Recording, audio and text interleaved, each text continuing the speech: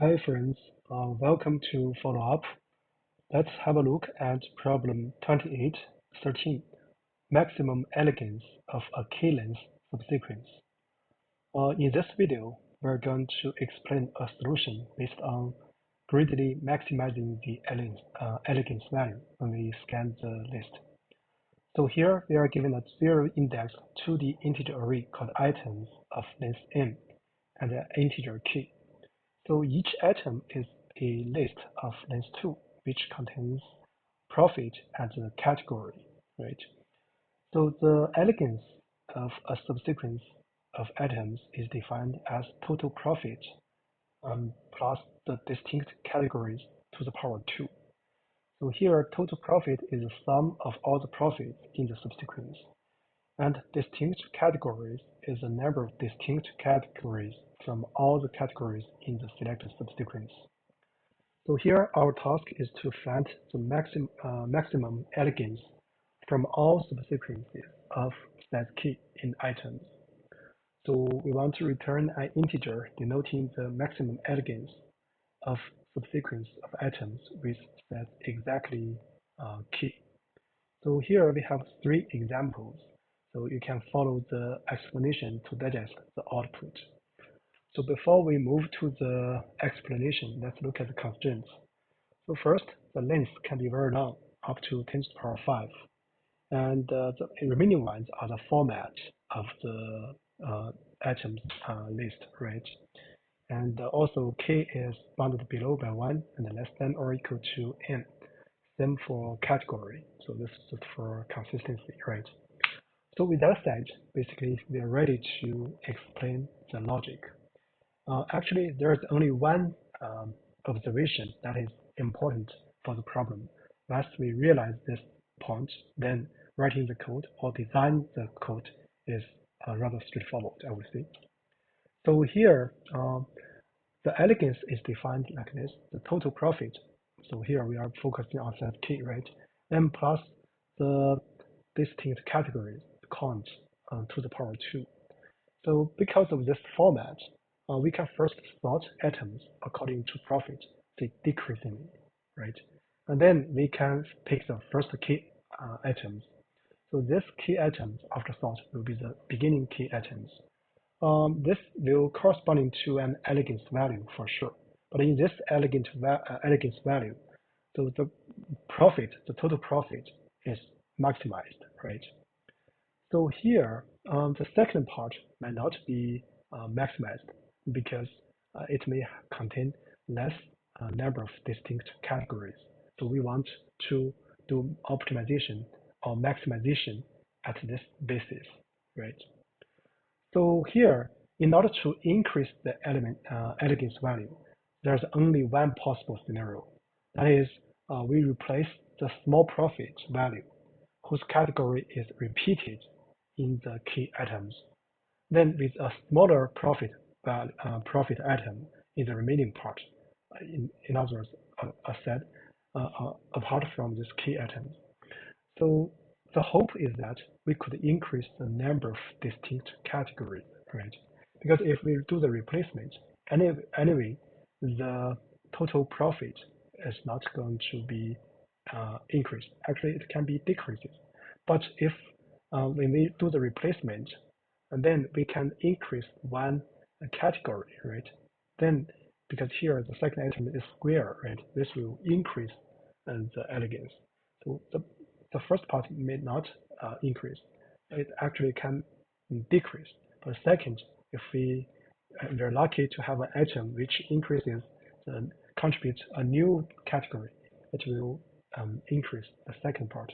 Overall, there's a possibility that the elegance value is increased. Is increased. So here, this is the main observation. Here, if for the small profit value in the chosen key item, its category is not appearing multiple times, then replacing it with smaller profit will definitely not increase the overall elegance.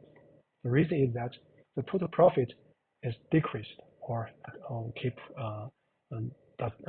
unchanged, and then the distinct categories does not increase at all, right? So with that said, we are going to design the code according to this main observation. So the observation is here, this part. Actually, we can only increase the elegance by replacing a smaller profit item, but with the hope that we can increase the number of distinct categories, right? So here, based on our explanation, first we're going to do a sort. So here we can sort the items in place. See, so items we're going to sort. So here the k will be lambda lambda function. So we're going to for each item, so v. So let's see, all item. So we're going to sort according to the first component. So that is item 0.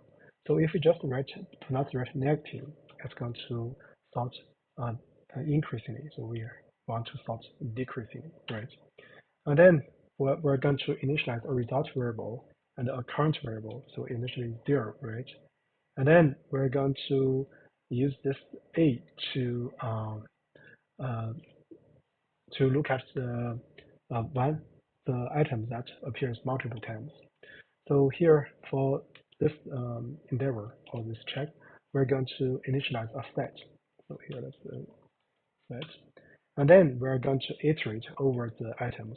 So for I, this is the indices. For profit and for category in enumerate. So this items. And then if I is less than key, right? So we aim to pick the first key item. So if I is less than key, so we just increase the current result, right? So here if C in sim, right? So we are going to append this item so to corresponding profit to this A. So you can actually append both profit and category, but that's not necessary because this category is already repeated, right? We know. And the current is incremented by the current profit, right? So after this, if after we count k items, so we are going to get a value for the current, and also we know the number of categories, right? So this basically what we want to do is that. So each time we do this, we are going to do max the result, and then we want to compute the current state plus the number of distinct categories, that is the length of sim. So to the power 2, that is a square, right? That's our logic. So for example, if you count the first key items, that is ending at I equals key minus 1, then we get a current state, and we get a sim state. Then we compare, maximize the current and plus this one. This is nothing but the definition of elegance, right? But we want to get all the things in a compact fashion. So here, if C not, if I is larger than key, then we need to do a replacement, right? If C not in sim, so then if not A, right? In other words, there's no repeated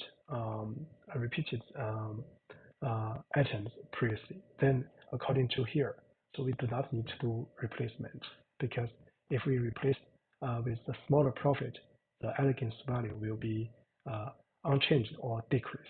Okay, it can never increase. So we're going to do break. Otherwise, then what we want to do, we want to uh, replace a smaller value, repeated value, and then with the current profit. So basically what we want to do is current, so we want to minus the one smallest, and then we want to do current increment by the p, right? So the overall effect, if we write them together, so the current will be something like this, p minus p top, right? So that's the overall result, right? And then because we are looking at this category, right? So we send this. So we're send add this C. So C is category, right? So we want to check if we do this replacement, we can increase the number of distinct categories. and then we do this update.